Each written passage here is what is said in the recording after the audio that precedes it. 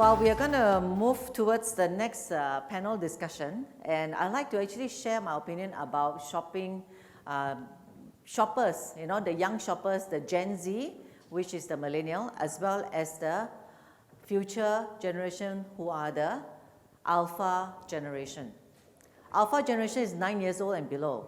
Now, as parents, how do you actually control their expenses using the money given to them? We teach them we educate them about savings, we educate them about keeping aside some of their pocket money for them to spend some other things. Now, why do age 9 and below wants to shop? They are buying, what do they buy? Anyone share? Just shout out, what do they buy online? Singapore kids now starts buying things online at the age of 9, buying weapons on computer games. Do you know that?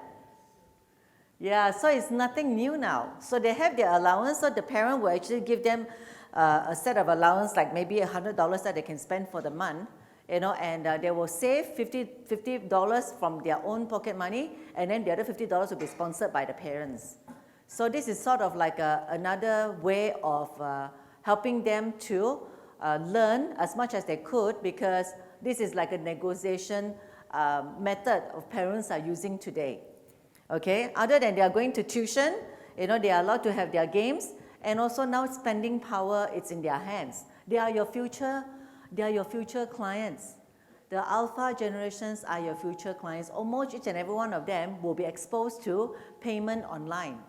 So what Pablo have shared earlier on, I could relate to it because I was introduced to online purchase by my daughter, okay, and not even my friends, it was my daughter. So now it becomes like a trend for her to do so.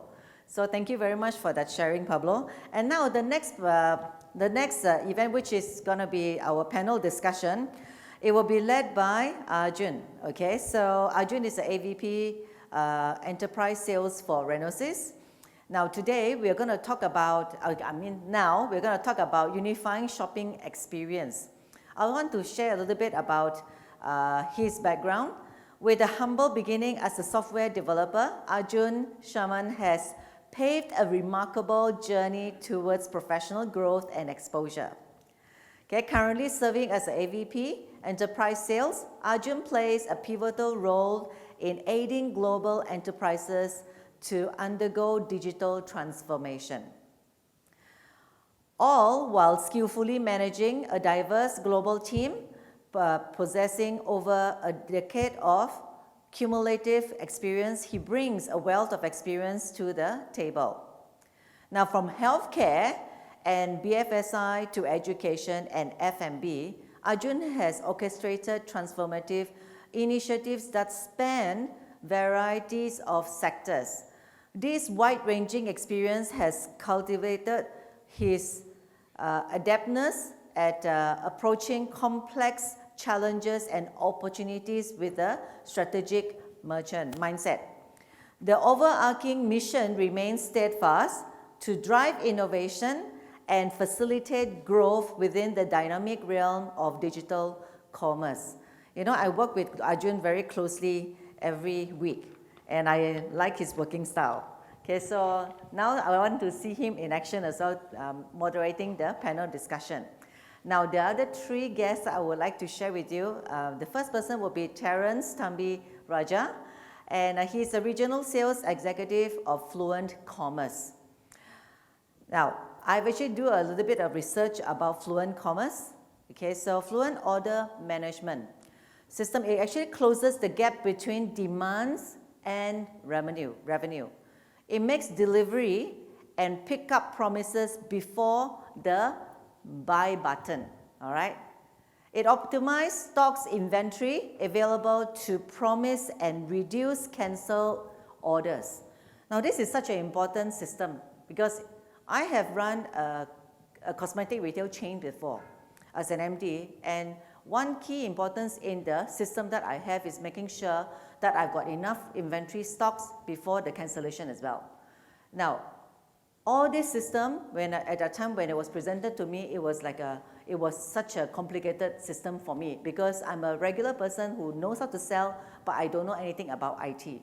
Now, if you can actually simplify the entire process for a non-IT person, that would be the best thing for them. So if you have to sell this idea to any potential e-commerce platform owners, you need to sell them about the simplified version of problem-free managing of the inventory to the end customers. Okay, so this is, Terence is actually the regional sales executive in that company. So now the next person I'd like to share is Christophe Becon, right? I hope I pronounced it correctly. He's the founder and director of OmniStrada. I've searched a little bit about the company. They actually help you understand the customer better, and personalize all the intervention as well as the international customer scaling e-commerce platform.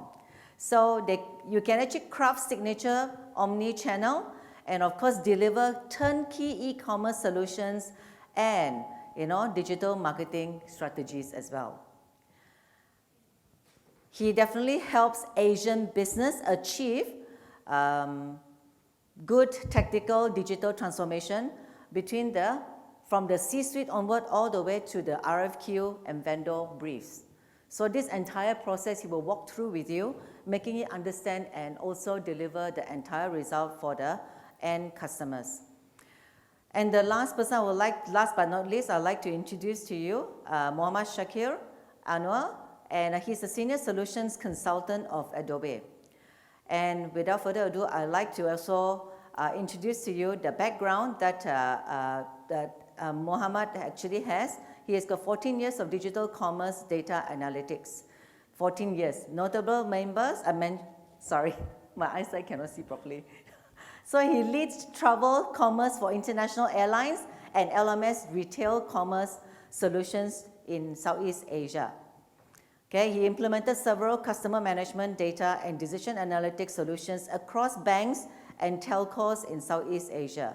He founded online semi-precious jewelry business in 2011 and sold it in 2015. He also co-founded an investor and also an advisor to pure online gender-neutral skincare in Southeast Asia. Interesting. And he is also e-commerce management certified and also Adobe Commerce certified professional. So can I also now would like to invite all the four gentlemen to the platform here for the panel discussion. Yeah, get this. Good afternoon, everyone. I hope you are enjoying your day at MMSG and you're still intact with us to listen to the insightful of scaling e-commerce solutions with Omnichannel. To start with, I had different experience of e-commerce and Omnichannel. So previously when I used to go for a shopping at the store, I used to get a statement that if your right product is not available, go and find another store to get that. But recently I had a different experience. I went to a Zara store finding a shoes. They don't have the right size. But the thing is, I was able to order at the store itself and get it delivered at my home. And then I wanted to change the color. And eventually, they allowed me to change the color via chat to transfer a replacement shoes at my home. That's how a seamless experience I had with the Zara store. And I believe lots of brands are looking into that, how they can achieve a seamless experience. But this is one of the cases we are talking about. There are customers evolving with the different requirements, and businesses are facing a hard time to manage that kind of strategy which can evolve to all customer needs. So here we are with the panel discussion to understand how business can adopt to Omnichannel and also scale their e-commerce solutions. So to start with, I will start with Christophe, with you. Good afternoon. Nowadays, customers are getting into various channels. So they want to reach every channel where customer exists, but they are facing a hard time to have a seamless experience on all these channels. So according to you, what is the right strategy to provide the seamless experience across all channels they are in? So there's a couple of things. The first thing is the why, and which is really what companies should aim for, is that in order to stand out on the long term, you have to design a brand and a product experience that is related to your product, and that makes you stand out. So as the channels have started fragmented across different touch points, we move from offline. Some people looked into e-commerce. We've got social commerce. We've got marketplaces, which in the regions really took the lion's share, mostly because it was subsidized. That whole brand product experience that that you have built over the time has completely fragmented and highly commoditized. So the first thing is that as a merchant, as a brand, as a retailer, you want to be able to build that brand and product experience that is expected to be seamless and consistent across all channels. And that's the end game. That end game is also because you want to own that customer, right? So everything that you want to try to orchestrate and build and gradually build your capability and orchestrate is to ultimately secure that brand equity, deliver that seamless brand and product experience, and ultimately own that customer. And that's your end game. So that's the why, okay? Now, where we are today and where you need to be, there's a huge gap. So that's really strategically on who you are as a business, and that's your why. The why on the other side is because consumers expect that seamless brand product experience with you. They expect that one-on-one conversations with you. And they want to be able to expect that, well, they are expecting, it's not want to be able, they're expecting to be able to have the same brand product experience, the same price, the same offering, regardless of the channel they use to interact with you, first as a brand, second in the engagement in the transaction, but also with the product experience. So you have to understand that it's a strategic ambitions for you, but it's also an expectations on the customer side. So that's very much why you have to do that. Now the strategy to put that in place is that you don't start with your tech stack, you don't start with your P&L, you start with that customer. And you try to understand what is the current journey that they are taking, the different touch points and interactions they're having with your brand, but also with your products. And you reverse engineering that, you understand the pain points, and you start designing the journey that you would want to deliver, right? Regardless of the current limitations. And you aim for that. And you walk backwards. You look at where you are, and then you start building the enhancements, the improvement you can deliver on that customer journey, on that brand and retail experience. And that's the first thing you need to do. And then you figure out how you can start closing that gap. So that's very much about the strategy. You start with the customer, map out that journey, identify the gaps, design that perfect experience you would want to go for, and start orchestrating and building up that experience. The rest will come through, will fall into that plan. Thank you, Christophe. So it's like keeping the customer first of all the strategies. Yeah, I think people somehow stop doing this. Okay. Right? I mean, when you start saying, let's dump my merchandising, it's COVID time, and I'm going to dump my inventory on Lazada and Shopee, people stop forgetting, that hard-earned brand equity, the fact that they don't want their product to be commoditized against others. But when you start doing this, you've just exacerbated and accelerating this. And you even forgot what should be that brand product experience that I will deliver on those marketplaces. Now, people are back in store and they say, okay, it's all back to normal. Well, the reality is that, e-commerce on those marketplaces is still growing, but the footfall is not growing, right? So people have forgotten that hard-earned brand equity, right, needs to be sustained, and it is now, if you want, articulated through an omnichannel experience. And that's very much an expectation from your customers, your product users. So it's not just on the transaction, right? It's around the product usage as well. So the whole omnichannel goes into the after sales as well, right? Okay. Thanks for that. Turning to you, Terence. So for omnichannel experience, the biggest backbone is inventory. Mm-hmm. And on the peak seasons or the sale moments, how they can strategize to keep the inventory intact to provide the seamless experience to the customer. Okay, thanks for that question, Arjun. I think before we answer about strategies, it's important to understand when a customer is looking to purchase a product, what are the three things he's looking for? One, is the product available? Two, where can I get it? And three, when can I get it?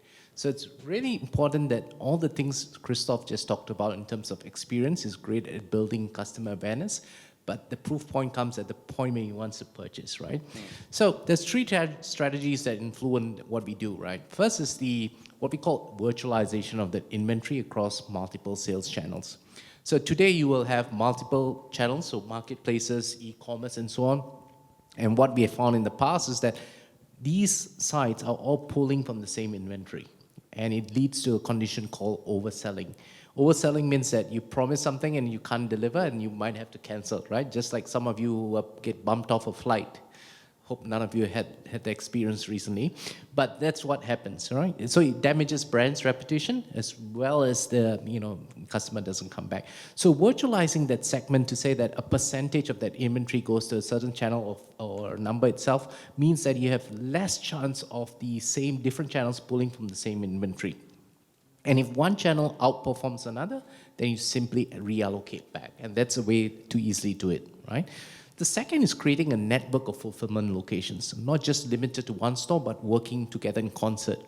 So we've got a customer called Chanel in France, right? Everybody must have heard of Chanel. Anybody carrying a Chanel handbag here? No? Okay, we got to see Arjun later. All right, so Chanel handbags apparently cost about 10,000 euros, and there are 5 stores in the center of Paris. You can look it up, right? And each carries only one handbag. So what they do is they create a network of those 5 stores with a buffer of 1, which means any point in time you definitely have a chance of getting one item. So when a customer places an order, and if that handbag doesn't happen to be in the store that he wants to select from, the network actually has that item, and the Chanel actually moves the handbag from one store to that selected store. The cost of moving the item is minuscule compared to the price of the handbag. So they definitely will be doing that, right? So networking of the stores is definitely a great opportunity to increase brand stickiness to the customer. And the third strategy is all about ETAs. So you have an ETA schedule, and most systems do that now. They give an estimate of the delivery time. Provide that to the customer. If the item is out of stock and you know that's going to be replenished, usually the backend ERP provides that. It's what we call an on-hand date. That is available to the OMS, that gets reflected up to the front-end system. Why not tell the customer, instead of out of stock, yeah, it's out of stock, but it's available in 2-3 weeks' time. Would you like to pre-order? Right. If you give them that option, they might say yes if they're really interested, and then put the order. So, and these 3 things, virtualization, networking of the locations, and really giving that ETA up front helps in all the experience. Okay, great. So Shaki, so Terence mentioned about the few systems, but in your respect, what technology can help to overcome these challenges, and how Adobe is doing that? Yeah, so basically, if you look at it from an omnichannel perspective, I think first of all, we need to kind of take a step back and look at the challenges we face as a lot of businesses out there. What we've seen as well is the challenges come around first knowing your customer. Second is, of course, what Terence mentioned in terms of inventory. The third is, of course, content and kind of promotions that you put in front. Then, of course, there's a correlation between knowing the customer and giving the right content and the promotions. And then, of course, the fourth part, we talk about fulfillment, right? So how do you fulfill? And, of course, the last is customer service, connecting with the customers, having the right sort of loyalty programs and all that. So I think across all these areas, there is challenges to a certain degree. Some customers in the market have done it well. Some are still struggling. That's what we've seen. But if you take each of these areas, like, for example, knowing your customers better, having something like a CDP, stitching customer identity, bringing them together, and then having a real-time kind of an ecosystem to kind of trigger what sort of events they're doing across the different digital assets is one of the key things. And that's one thing that Adobe is also trying to do. Not trying to do, has already kind of done. So And then, of course, from knowing your customers, again, from a promotion and kind of content velocity and content distribution, there's a whole supply chain there. So there's different devices customers use. They come from different channels.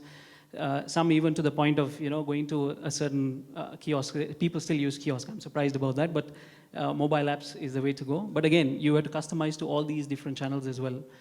And then lastly, I'm talking about fulfillment and customer service. Fulfillment, of course, to the point where inventory comes into picture.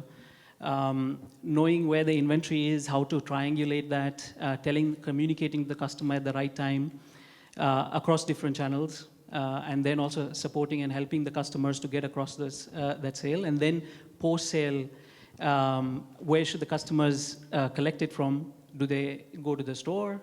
Do they get it delivered? Those kind of strategies are some things that need to be implemented through the platform so that the customer has options to select that and kind of deliver. And I think to the previous session we had also with Pablo, I think in terms of payment, what sort of payment in different markets, especially Southeast Asia, we're looking at payment wallets, we're looking at buy now, pay later and all that. So you have to give those options in the whole omni-channel scheme of things. So I think those are kind of technologies you do adopt. Okay, thank you for that. So coming towards Christophe, so based on your experience, when any customer wants to scale their e-commerce business and provide omni-channel experience, what are the biggest key challenges they face? Look, the key challenges are mostly, the legacy you're dealing with. And so you've got siloed departments with silo system, legacy system. You also have, mostly in the regions, underinvestment in terms of what you would see in terms of, so even before jumping in enterprise-grade architecture, some businesses have been operating with obsolete systems, no best practices. So it's very hard to try to orchestrate that omnichannel capability, without being able to rely to those foundations. So the best way to do it is, again, look at any improvement you can do either in the efficiencies and cost, but primarily in terms of enhancing the user experience. I think the two most components that really enable businesses to leapfrog to another level or to actually being able to close the gap is one, the OMS, Fluent Commerce, and the CDP. So the OMS is even helping you to start delivering new sets of convenience to omni-channel convenience to those customers by offering different type of fulfillment and services and ordering options. But it also allows you to orchestrate and plug some of those leakage and those cost and efficiencies that you have in terms of your inventory and your fulfillment of orders. The CDP is quite important because if you do not have a single view of your customers, if you don't have a healthy database of customers, you cannot deliver that personalized experience across the different touch points. So those are the two. But I think the key when it comes to investment, commitment, and really trying to plug, or close that gap and address those challenges to be able to bring you with the capability to orchestrate that omni-channel user experience is leveraging the cloud solutions, right? Because it can allow you to really start, before you commit to, enterprise-grade solutions, to start delivering some improvement, whether it's on your operations, on your customer experiences. And I think, considering to aim for an architecture like, Love Bonito was explaining this morning around headless architecture or now composable architecture, leveraging SaaS solutions and cloud solutions is something that gets you there faster and allows you to compensate for the lack of best practices, enterprise-grade back-end solutions that would allow you to deliver those experiences. So I think for me, two core components, CDP for the customer, OMS for orchestrating those fulfillment and order options in an optional environment, and leveraging as much as possible SaaS and cloud solutions to start getting you there. And once you reach to that limitations of those, I would say, cheaper, lower entry solutions, you're going to have a use case to start upgrading to enterprise-grade architecture. Okay. So, talking about Shakir, do you meet lots of e-commerce customers So what suggestions you give if they want to increase the e-commerce and also the customer experience they are facing on the e-commerce business? Yeah, so I think interestingly, we were having these discussions with a couple of our clients just a few days back. So in terms of recommendations we give for them to kind of address this is obviously taking, first of all, is a strategy of implementation, because obviously taking into account their budgets and their timelines and the urgency and all that. But it starts off with identifying, obviously, if they have any legacy, and then how do we kind of triangulate from there. So taking the platform and then hitting on the main idea of becoming omnichannel is starting with the architecture of looking at the customer touch points. After looking at the customer touch points, be it mobile apps, web assets, or even kiosks, or any other channels, then you look at the core engine that is doing the transaction. Now again, based on business models, we go in the route of commerce transaction as well. But then if it is a multi-brand, and this client we're talking about is a multi-brand client across the region, so you have to go with the brand definitions, guidelines, so content has to be that way. So you kind of put in AEM on the front, which then, kind of does all the content distribution. Then there is target, analytics. These are some of the tools that we identify and put into place to address the omni-channel strategy so that they can understand where the customers are coming from. And of course, from a commerce side, we're distributing it across having different brand verticals using our global reference architecture, which pretty much brings in, a methodology to distribute the brands and, kind of architect and have an omni-channel strategy. And then, of course, there's OMS into the play. Then there's, of course, payment gateways into the play. So we advise clients to go one step at a time. Start with what you have, but then kind of iteratively improve and get into the next step. So I think that's what we usually do, but then different clients at different maturity levels, so you have to really adopt to, there's no one straight answer, but that's what you've got to do. Thanks for that. Yeah. So Terence, like what Christophe mentioned, there are multiple systems involved, like CDP, AEM, what Shakir mentioned, there OMS. So lots of systems to achieve an omni-channel. That's one big investment we are talking about. How can a business be a cost-effective and also diverse it to achieve the omni-channel experience for the customers? Right. So cost efficiency differs from business to business, right? In the past, it used to be deliver from the nearest location. Today, there's table stakes. Everybody does it, right? So what Fluent does is we provide an open attribution model, which means that you can pretty much model a workflow based on any attribute that's in the order. So as an example, so we've got a customer called Freedom Furniture, which is in Australia. Some of you may know them. So they sell furniture, cushions, and so on. And they started to put margin data on each and every SKU in their product catalog, right? So a cushion maybe a margin of $2, and furniture 30 or so on. And what happens when an order comes in, and we, as part of that workflow processing, if for some reason we are not able to fulfill both items from the same place, and that was going to be a split shipment, Freedom would rather cancel the order for the cushion because it's low margin, right? And then just give it to the customer for the furniture. Now, they have taken a call that it's so low margin, it doesn't impact the customer service. You could argue that, hey, if you don't send it to them, the customer service takes a hit, right? But that's where the business comes in and says, look, I want to be prioritizing a higher margin fulfillment versus a lower margin. And providing that flexibility allows those positions to make those, business to make those decisions. Coming to customers. So similarly, that open attribution model allows customer information or customer segments, as we know in Adobe, to be sent as part of the order. So now, suddenly we are able to say, oh, this is a goal level customer, and maybe split shipment doesn't really matter to me, or the cost of split shipment doesn't matter. I'm just going to get it to him however I wish to, right? And underpinning all this is actually that flexible workflow built on a low-code, no-code kind of UI. So these two approaches really help businesses plan And ultimately, when they roll out to a different region, just a cut and paste of the workflow, make minor changes to then get that speed to market as they roll out across the regions. Okay. So like what Terence mentioned, so Shakir, and also my experience at the stores, so customer experience are changing and they are evolving. They need more things from the brands.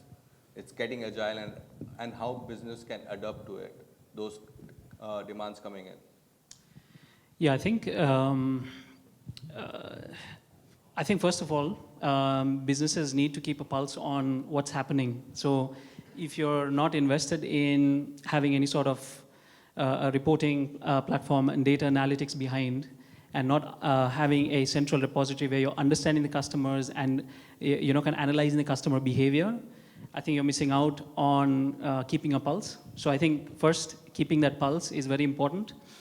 So tools, there are a lot of tools out there that allow you to keep that pulse. And then secondly, once you have you're armed with that information, I think it's more about executing a test kind of situation where with certain segments you're testing out, test and trial and learn, right? So because there is no single rule that says, hey, if you do this, this campaign is going to work out, or this product is going to work out. So you need to have that testing in terms of your content, in terms of your product, like new launches and all that. So I think they have to be agile. The management of the company also has to be agile, flexible.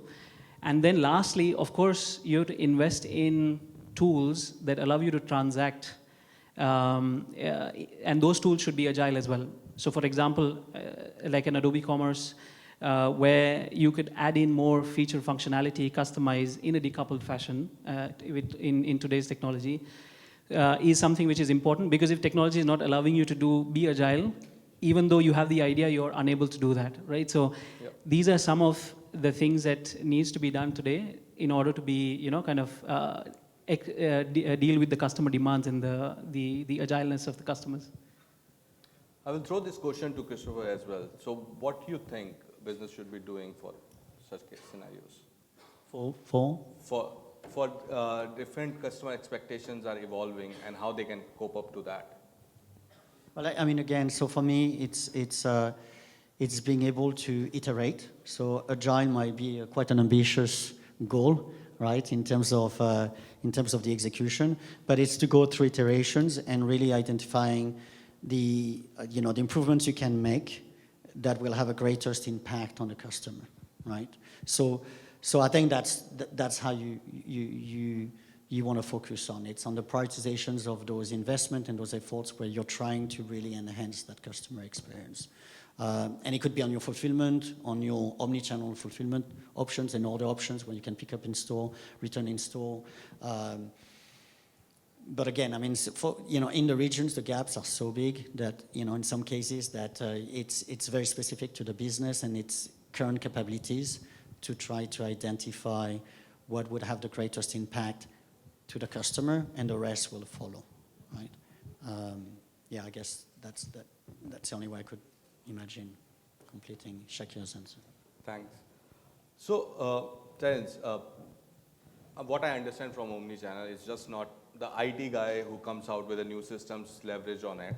It's not the store. It's not the business owners who has the responsibility. It's a collective responsibility of all the departments, whether it's marketing, logistics, and everyone. So how these departments can leverage on effective communication to achieve a single goal of getting a seamless customer experience across the brand? So this question reminds me of a maths formula that I consider one of the best marketers in Singapore shared with me a few years. The formula is NT plus OP equals to EOP. Anybody can guess what that is? No? Okay. I didn't expect it. So NT is new technology. OP is old process. So if you've got new technology and old process, what you have is an expensive old process. So what that means is communication is key as you roll things out, right? So specifically for Fluent, right, where we see this communication comes in is really when you start to roll out what we call store fulfillment. And we have different kinds of stores. We use the term grading of stores. So it's an example. So Dulux, one of our customers, when an order comes in, they actually have to tint the pane in the store before they send it out. So what they'll say is that I can only do about 20 orders a day, right? So this is the Australian stores. Maybe they don't work so hard. I'm in Singapore, so I'm allowed to say that. So when the order comes in, and the moment it hits 20, automatically Fluent will reroute the orders. Right? So that store doesn't get overwhelmed. And similarly, if a power outages happen anywhere in the network, then the ability to take that store out straight away so that the fulfillment of that order gets routed to a different store is crucial because it doesn't hamper the customer experience at all.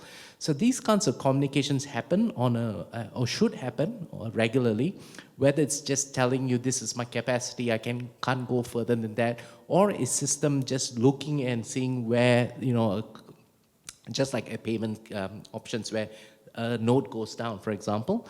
So if a store goes down, then quickly adjusting and rerouting so that the customer experience is not impacted. Shakir, can you share how you are Adobe is contributing in these examples where client is able to scale their commerce and operate using the omnichannel strategy? Yeah, so I think Adobe is taking a lot of new innovative kind of features that we're launching.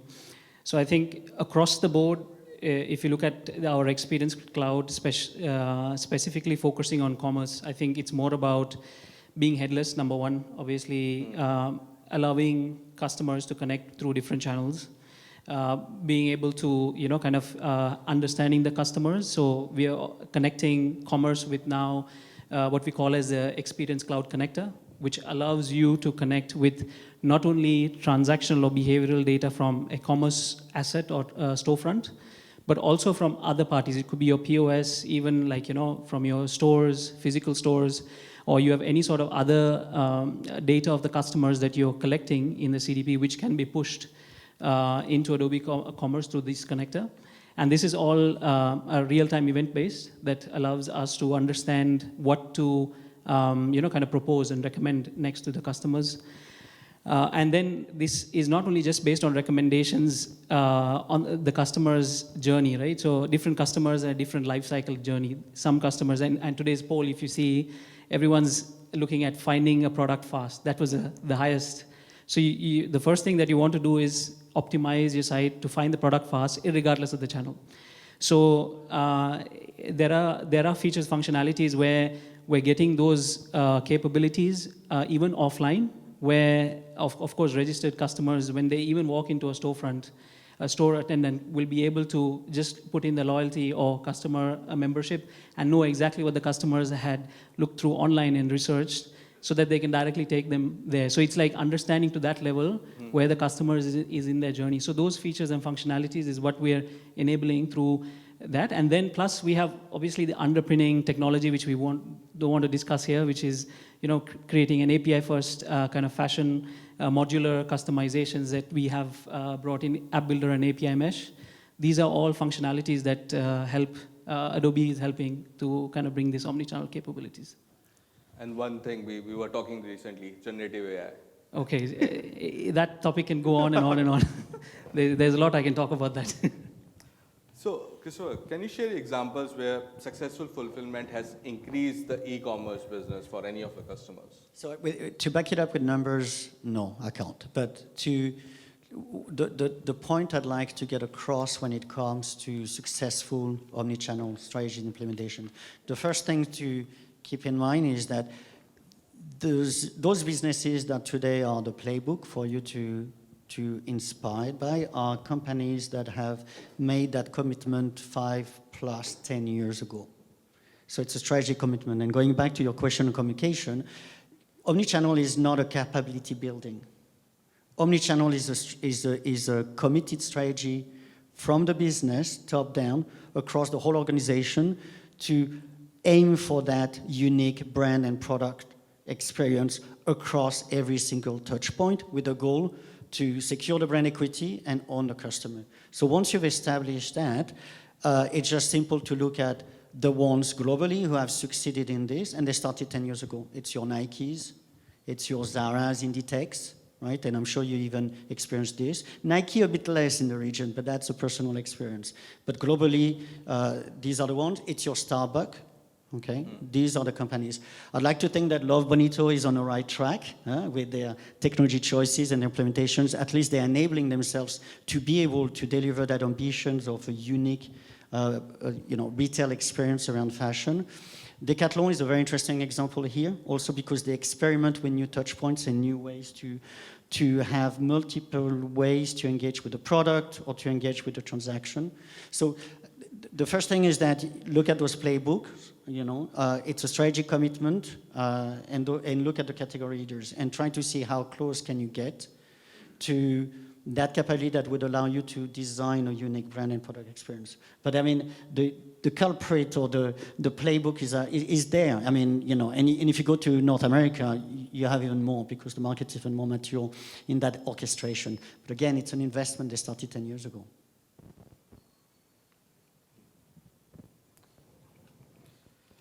Sorry, is that bad? So, Terence, in terms of omni-channel strategies and growing their businesses, what do you think about SaaS and the cloud-based solutions, how they are investing to achieve it? Yeah, so, well, Shakir mentioned he's not going to talk about API, but that's exactly what I'm going to do right now. So, Fluent underpinning the rollout patterns. So with that microservices API, it just allows brands to determine how that rollout is. But what we have found is from an MVP perspective, where we see retailers having success is really when they decide to roll out maybe one store or a combination of store and warehouse in one particular country. Make sure they iron out all the processes issues before they start to roll out. And that becomes easier when you can easily cut and paste the workflow. From a SaaS perspective, I think one thing that SaaS will always give you is the auto-scaling capability.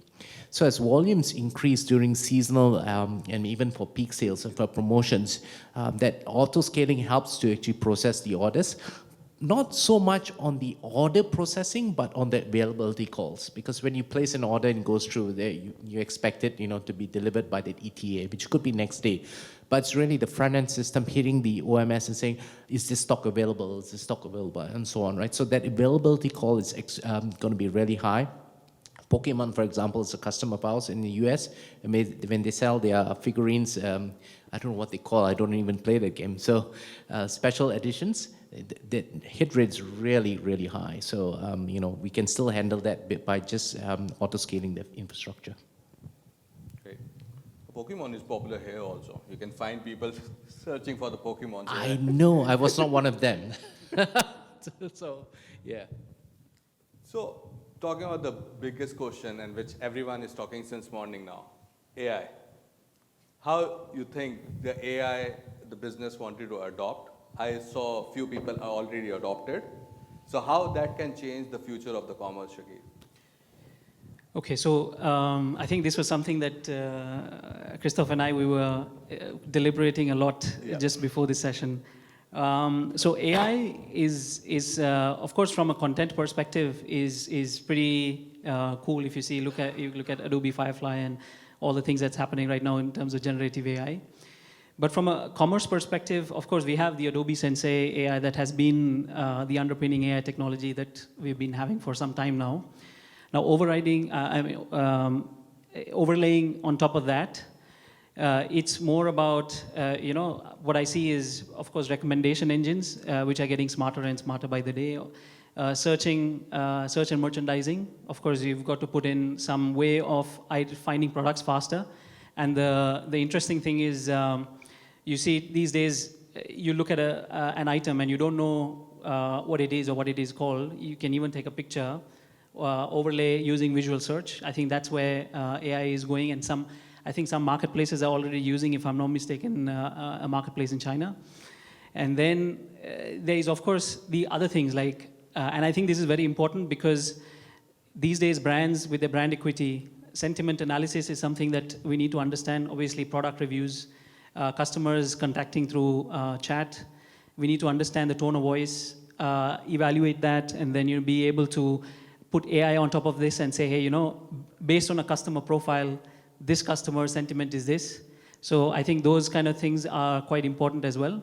So I think that's an evolution, which of course is part, and what I believe will be AI's power in the growth of the future. So right now, obviously with products, searching, these are areas where we can do, and even content. So bringing in dynamic content based on customers' preference.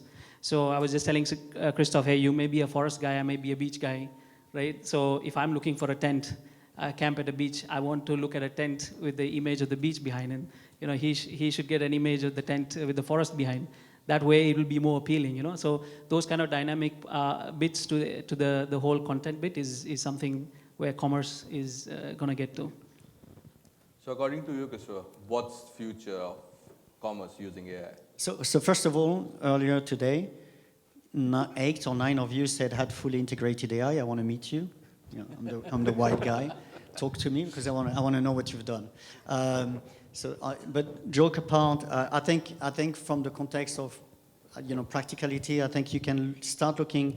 Now it is getting very clear this year that you can start considering AI for practical cases in the context of enhancing your capability, and I would put that aligned with automation. Right, so how AI allows you to orchestrate automation with less, if you want, back-end infrastructure that automation required before.